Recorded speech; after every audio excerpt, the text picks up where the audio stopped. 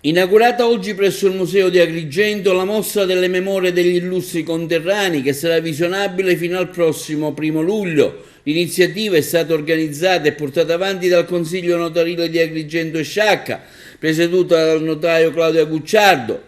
Presenti documenti storici di grande rilevanza relativi ai nostri agrigentini illustri come il giudice Livatino, Camilleri, Pirandello, Ardecastro, Leonardo Sciascia, il generale Alberto Dalla Chiesa, Raffaello Politi.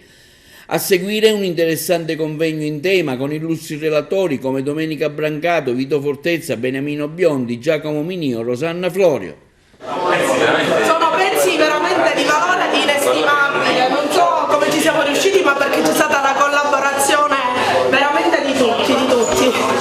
Quindi siamo felici e siamo anche molto emozionati perché non è stato semplice, però credo che il risultato sia degno di menzione. Io dico che per Agrigento, capitale della cultura, questa è un'altra affermazione. Anche l'istituzione notarile vuole rimarcare e far apprezzare Agrigento e tutti i suoi illustri conterranei, che siano scrittori, che siano magistrati o anche uomini dello Stato, prefetti. Comunque sono stati degli uomini che hanno lasciato veramente un'impronta indelebile. Agrigento, la sua provincia, ha dato i natali ma anche contribuito alla formazione artistica, come dire, anche religiosa, se vogliamo, parlando del giudice Livatino che è stato anche dichiarato beato. Comunque si sono formati ad Agrigento e nella sua provincia. Dico che dobbiamo mantenere vivo il ricordo e io con tutti i notai della provincia di Agrigento abbiamo voluto proprio significare questo. Non è stato facile, però penso che ci siamo riusciti. Chiaramente questa mostra è un'attività collaterale, ma è la più importante attività collaterale di un convegno che si terrà proprio in questo museo alla Sala Zeus e che richiama intanto i notai di tutta Italia, ma che ha per tema il rapporto dei notai con i beni culturali in una prospettiva anche evolutiva. Intanto dobbiamo dire che anche i documenti notarili, i documenti scritti notarili sono beni culturali, hanno un valore storico, bibliografico, quindi hanno un grande valore e tramandano la memoria.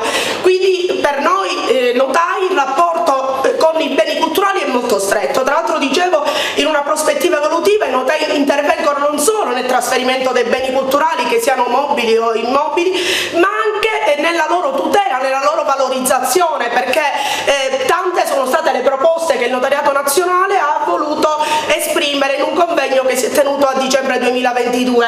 In questo convegno si è parlato di tante cose, si è parlato intanto di come dire, colmare l'opacità sistemica di questo mercato dell'arte attraverso una riduzione dell'aliquota IVA che dal 22% si propone di passare al 10%. Ha cercato anche, la sua proposta è quella di evitare i falsi e le contraffazioni che nel mercato dell'arte, così come ci possono anche confermare qui il nucleo Carabinieri tutela dei beni culturali di Palermo, che ho voluto fortemente e che sono contenta della loro presenza, perché rappresentano veramente un importante segmento dell'arte, perché come tutte le istituzioni che hanno a cuore l'arte e il mercato dell'arte si occupano appunto di proteggerlo.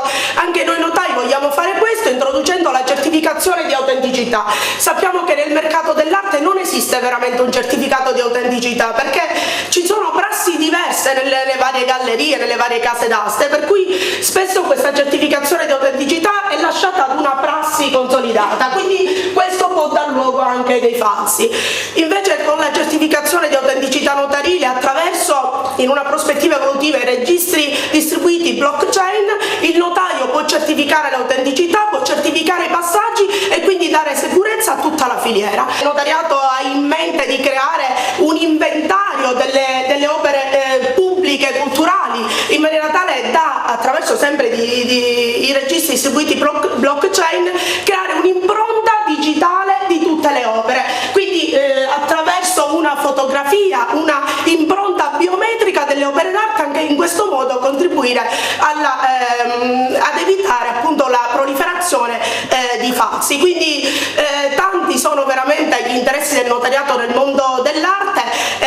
Come dicevo, anche un altro aspetto importante è quello dell'art bonus.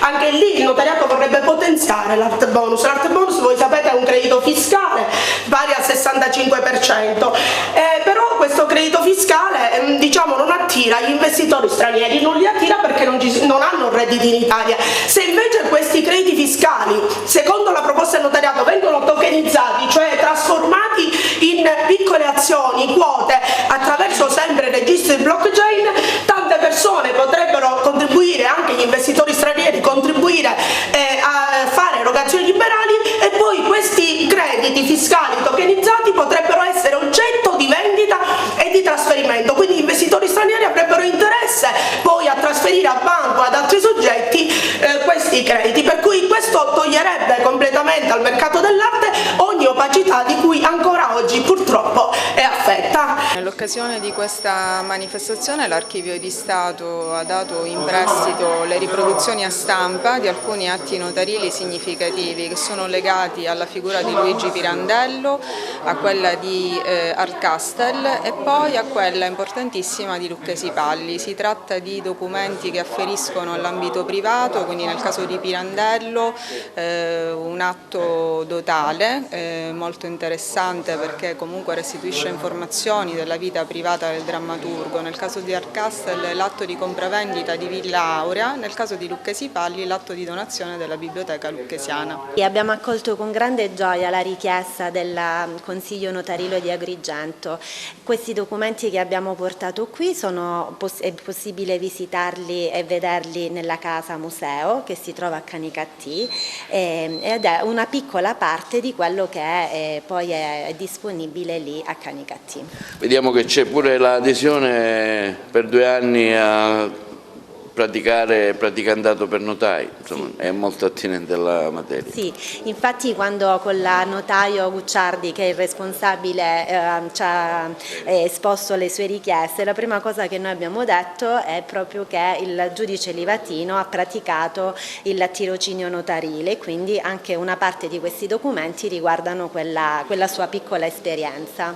La cultura continua a crescere. È il nostro cavallo di battaglia, ci sono degli atti, naturalmente sono in copia qui esposti di questa grande mostra, per cui anche atti di Pirandello, di Politi, di Livatino e comunque personaggi illustri agrigentini che hanno portato il nome di Agrigento, penso, in tutto il mondo.